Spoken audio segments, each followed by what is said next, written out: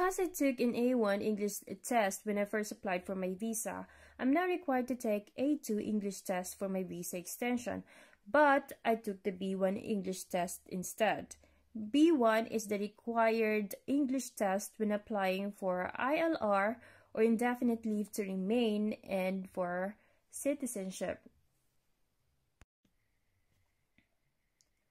This is the website where I booked my English test.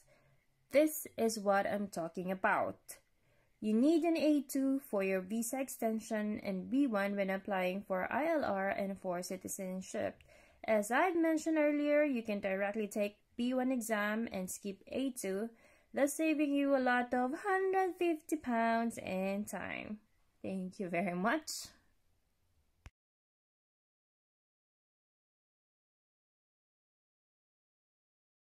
If you use B1 certificate on your further leave to remain visa extension application, the same B1 certificate can still be used when applying for ILR or Indefinite Leave to Remain and for citizenship.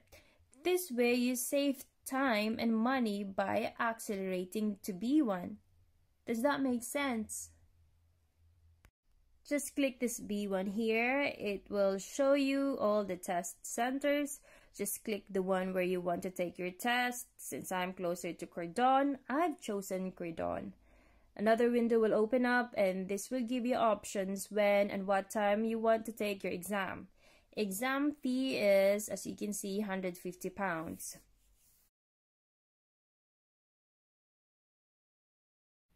Once you've made your payment, a confirmation will be sent to your email, and on that email, all the information you need to know, like the test center, the date and the time, and all you need to know on how to prepare for your exam is on that email. And don't forget to print out the subtopic form. This is attached on your email. Just make sure before you go to your test that you already have a topic and subtopic in mind so that it's going to be easier for you when you fill this one out at the test center. And one I would suggest to have at least, they will be asking for 5 subtopics, at least have 6 or 7 subtopics in mind so that in case they will ask you to replace one of the subtopics that you have written on the topic form. And try to imagine yourself ready in your mind that you're having this conversation with the examiner. Practice the conversation in your head so it will be much easier during the exam. And last tip I would give is don't forget to have at least one question at the end of the conversation with the examiner. This will really give you a plus on your tests.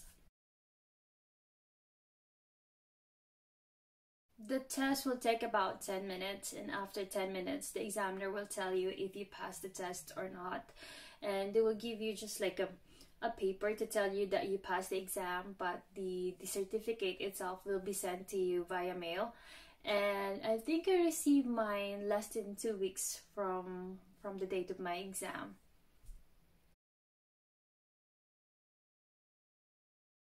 I'm also gonna link down the videos I found in YouTube on I don't know if it's a mock-up test or it's a recorded test that happened before, so you can check that one out so you'll know or you'll have an idea on how the test is going to be. So you can watch the videos and practice. I'm sure you can do it. I'm sure you're gonna pass it with flying colors. I know you will be accompanied with a family member or a friend perhaps, but I suggest that you ask them to wait somewhere else because they're not allowed to wait at the reception area. And when you go upstairs to the office, they will ask you to read out the sentence and numbers. I don't know what's the purpose for this one. And also they will have a thorough checks to see if you have any electronic recorder or something like that.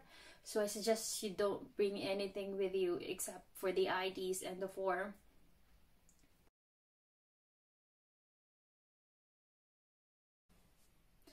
So again, I hope you learned something from this video, and if you do, please don't forget to like, comment, and subscribe, please.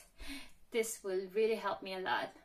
Thank you, and I'm gonna link down below the video I did on how I submitted my documents, my FLRM documents at Croydon Service Point, so you can also check the one out.